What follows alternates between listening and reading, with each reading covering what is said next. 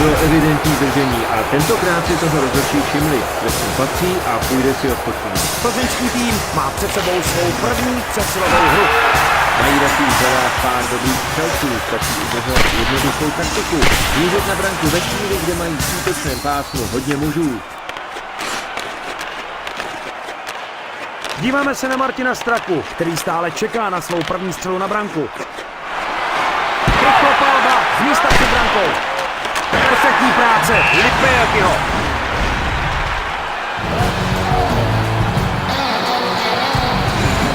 Bude za chvíli ve hře. Potom zůstává na holi Straky. Pečňáku dál. Trefil přesně a máme tu první gól dnešního zápasu.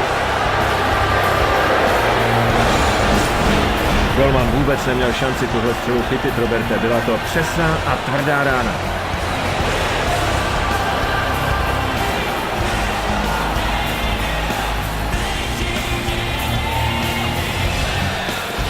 Straka s pukem.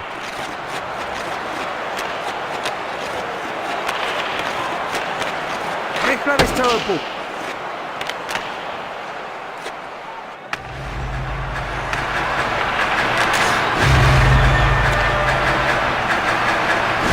Dva na jednoho. Pálí z voleje.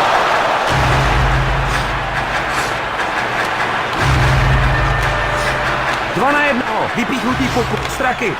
Vystřelil z přihrávky z místa vedle brány. Plzeňský tým je u puku. Dvořák zavinil offside.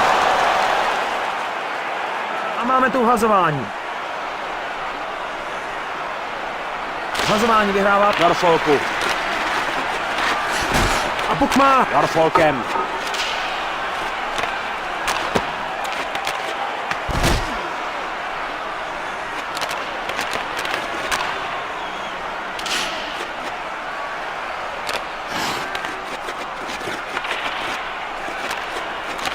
Jeden na jednoho. Pálí.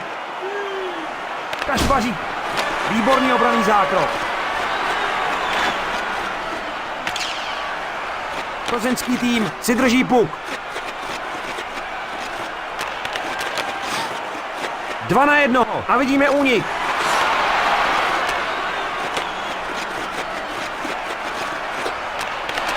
Pálí jako zděla. Obránce zastavil střelu. Jeden na jednoho. Nasadil svižnou ránu. Puk si bere Plzně. Tvrdě střílí z přihrávky. Plzeňský tým si bere puk. Je za brankou. Jeden na jedno. Střílí puk zleva. Slovák. Ve středu.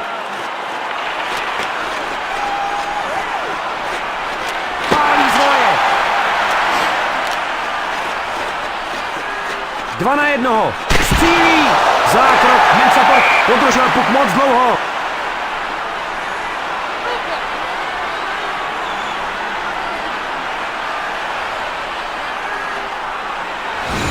Připravují se na hazování. Hazování vyhrává Darfolku. Puk získává Plzně. Díváme se na Martina Straku, který se dnes už párkrát vystřelil na branku.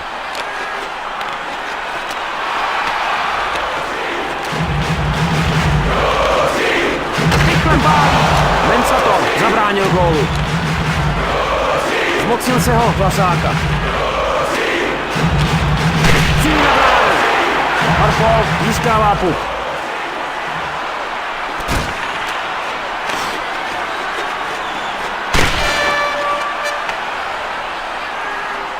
Vrací se za svou branku. Svoboda. Dva na jednoho. Má volnou cestu. Parádní zákrok. Mencator